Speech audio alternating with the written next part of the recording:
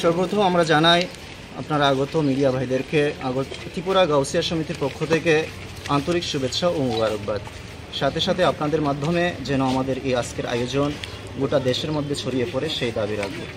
আমরা মূলত আজকে রাজ্যিক জেলাশাসকের মাধ্যমে বাংলাদেশ হাই কমিশনের নিকট 3 দফা দাবি নিয়ে আজকের এই ডেপুটেশন প্রধান সেই উপলক্ষে আমরা হাজির হয়েছি। আমাদের দাবির মধ্যে থাকবে সর্বপ্রথম আমাদের দেশ সারে জাহাঁ সে আচ্ছা হিন্দুস্তান হামারা ভারতবর্ষের জাতীয় পতাকার অবমাননা অবিলম্বে বন্ধ করতে হবে এবং সামাজিক মাধ্যমে ভাইরাল হওয়া ভারতের জাতীয় পতাকার অবমাননা ভিডিও স্পষ্টীকরণ দিতে হবে।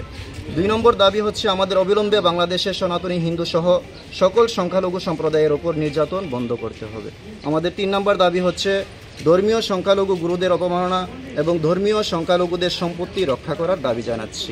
আমরা আশা রাখব বাংলাদেশ সরকার এই সমস্ত দাবিগুলোতে নিজেদের ইতিবাচক পদক্ষেপ যেন গ্রহণ করে। যদি তা